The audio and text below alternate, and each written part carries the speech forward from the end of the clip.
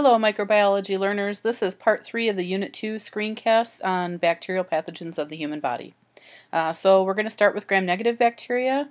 The gram-negative bacteria are going to be in two different kinds of morphologies, the cocci and the bacilli. All gram-negative bacteria are known to have, the lipid A in their cell wall, which will trigger, it's called lipid A, that's short for lipopolysaccharide A. And it triggers fever, vasodilation, inflammation, and shock. So long after these gram-negative bacteria have died from maybe an antibiotic treatment, there may still be some lingering fever that would make you think the infection's not really going away. But this endotoxin, if the body's strong enough to fight to deal with that, it will subside within a few days. So usually by day 3 or 4 of treatment, the patient is usually on the up and up. Let's see. So, hang on. So for your cocci, we have the Neisseria genre and the Moraxella genres. Those are the only two gram-negative cocci pathogens that we care about. For the bacilli, your book has enteric bacteria listed as like your gut or intestinal flora. This would be E. coli, Klebsiella, Serratia proteus, Providencia, Citrobacter.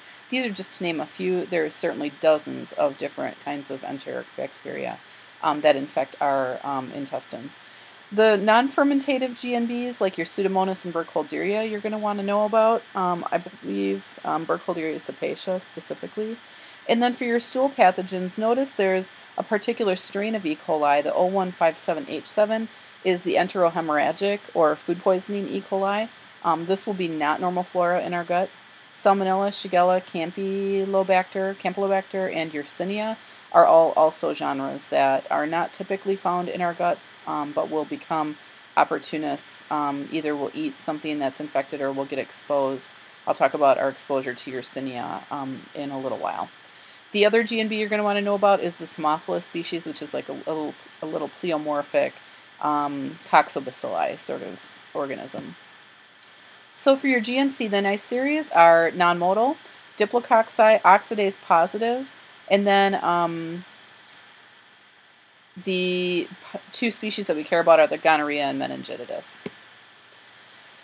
Neisseria gonorrhea is the sexually transmitted infection. Typically, it'll cause gonorrhea, but can be asymptomatic as well in men and women. Particularly in women, they say 50% of women who have gonorrhea do not show symptoms.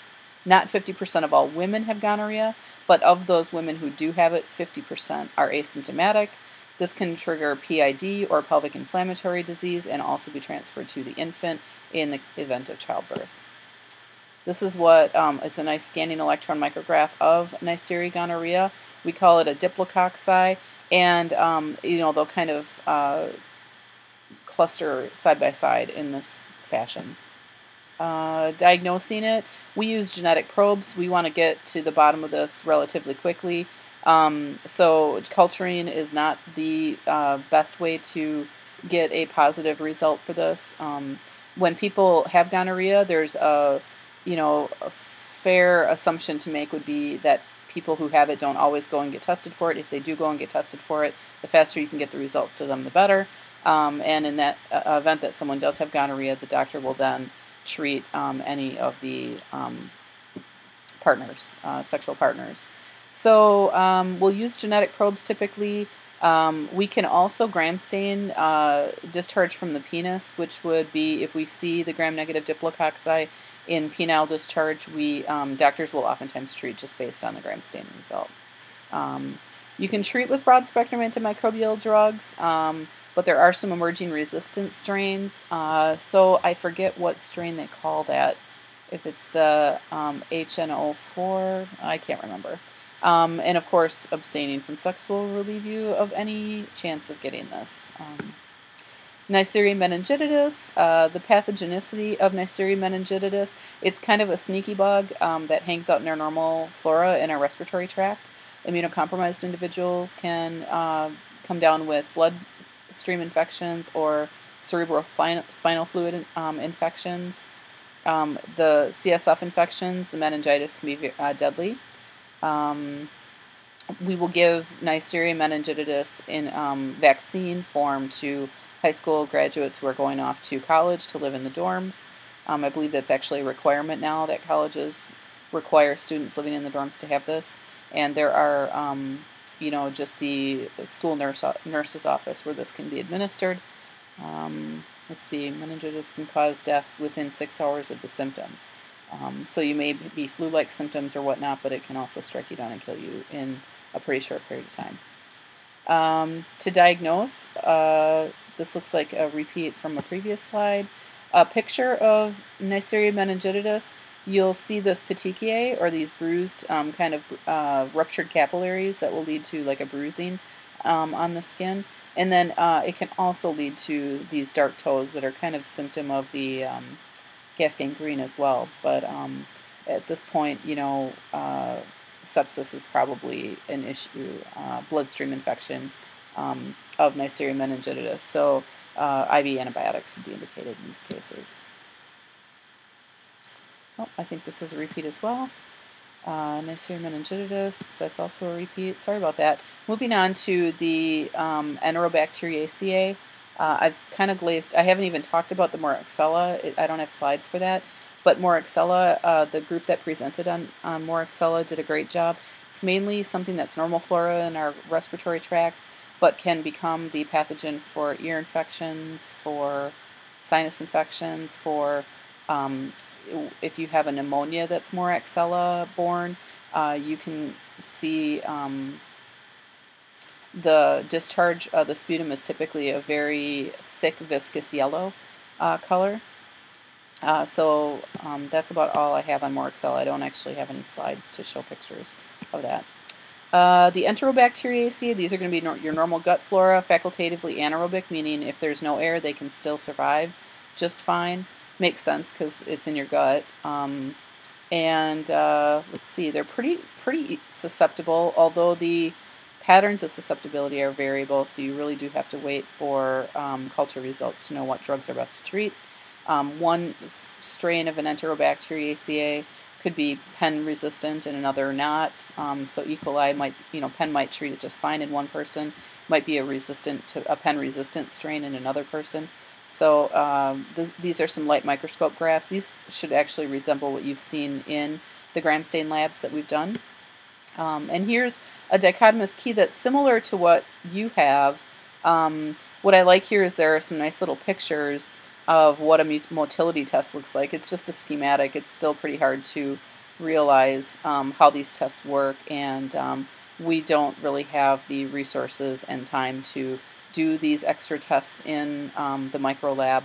But there are tests like citrate utilization, motility, urea. I actually think we might have some urea media to use. But these tests are similar to like your coagulase test or your catalase tests for your gram-positive pathogens. And then you can see many of these genres that are mentioned at the bottom of this in the yellow boxes are genres that we're dealing with. I think we're not talking in this class about Hafnia or Edwardsella, but most of these other genres should look familiar to you. Here's a McConkey agar that shows the difference in appearance of a fermentative organism. E. coli ferments lactose and turns a pinkish color on McConkey, whereas Staph aureus, we've talked in class about how McConkey does not grow gram-positive organisms, so Staph aureus does not grow on McConkey. But on this rightmost plate, we have E. coli again at the top, and then Salmonella is what we call a non-fermentative. It does not ferment lactose or utilize lactose as a sugar, so it will remain colorless or yellowish on the McConkey agar. We can culture Enterobacteriaceae. We can do biochemical tests, much like that dichotomous key mentions here. These are what we call biochemical tests. The diarrhea that these sort of organisms will cause are typically self-limiting, and good hygiene and good sewage control is important. E. coli would be an opportunistic enterobacter that can infect wounds. E. coli 0157H7 would be the strain of E. coli that we don't normally have in our gut, but can cause severe gastroenteritis if you eat food that's contaminated. This will cause something called hemolytic uremic syndrome. Treating with antibiotics for 0157H7 E. coli could lead to renal failure, so it's best to self-limit. Klebsiella. So the coliforms or opportunistic enterobacters, as it was mentioned back here, these enteric bacteria will cause urine, blood, and CSF infections. Klebpneumo would be in that group of coliform bacteria or enterobacteria, normally found in your gut and can cause urinary tract infections, meningitis, and UTIs would be where we'd see these buggers the most. Also wound infections. If somebody's got poop flora kind of hanging out under their nails and they scratch a wound or scratch and break the skin, you can get wound infections with this organism. Klebsiella is kind of like, it's Kleb pneumoniae. Strep pneumoniae, gram-positive strep pneumoniae, also has this sort of capsular appearance on the gram stain. I didn't have pictures of the GPC of strep pneumo, but this gram stain image of Klebsiella shows a very nice clear halo around the gram stain of the organism, and that's because this is like a capsular forming, and it's very mucoidy on the plate as well. Serratia has kind of a red pigment. It tends to be a concern in healthcare. It'll grow on catheters or any kind of moist surfaces. It can be a life-threatening opportunistic infection, and actually we're seeing some increase in resistance of Serratia. The lab strain that we have is fully susceptible, but we have been seeing in healthcare more and more resistant strains of Serratia.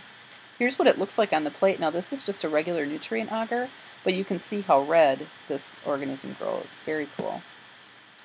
Other coliforms, Enterobacter and Citrobacter, same kind of profile as the Kleb and E. coli. Not too much different here. Difficult to treat. We've got emerging resistance in these organisms as well. Proteus, same profile as E. coli, Kleb, Citro, and Enterobacter. Proteus is cool. It's got a very unique colony appearance. This is one colony forming unit that has this sort of ripple effect. And all this murkiness, these waves that kind of radiate outward, are all bacterial cells that have sort of coalesced into this visible appearance that we can see without a microscope. Pseudomonads, your Pseudomonas aeruginosa, is known to be involved in biofilms that cover different surfaces in the body, different mucosal surfaces in the body. Difficult to treat. There's a whole class of drugs called anti-pseudomonads that we use for Pseudomonas aeruginosa infections. Here's a cool picture of it with the polar flagella. Here is actually burn victims. They tend to come down with Pseudomonas infections, and you can see this green sort of color. It releases a dye called pyocyanin, which takes on this characteristic green sheen. Very sad. And then your true, I'm going to try to wrap this up within the next minute. Your true intestinal pathogens would be the Salmonella, Shigella, Yersinia, and Campi. These, in addition to the 0157H7 E. coli, are true intestinal pathogens. They're the only 5 that we really look for in humans and the human gut. You can see the, Salmonella can cause typhoid fever or salmonellosis, which would be the gut infection. Typhoid fever way down since 1935. Salmonella just continues to have its peaks and valleys and be on the increase. So just poor handling of food, I believe, is what leads to that. You can catch it from its normal flora in birds, reptiles, and mammals. So your animals, you want to be very careful not to let them lick your face, or if you want to wash your hands when you deal with petting your animals. Sorry. And then, let's see. There's different kinds of Shigella, dysentery, flexneri, boydii, and sonii. These will be non-motile and will cause enterotoxins, shigellosis. This is something you want to typically self-limit. Your Yersinia you can catch from the fleas on rats, and that can cause bubonic and pneumonic plague. Acts very quickly and very easy to pass along. A few different strains of Yersinia, the Enteroclitica, Pseudo-TB, and Pestis. Pestis would be what caused the pneumonic plague. And I think that's about it. Haemophilus will cause your respiratory infections, and I think that covers it. And peace out.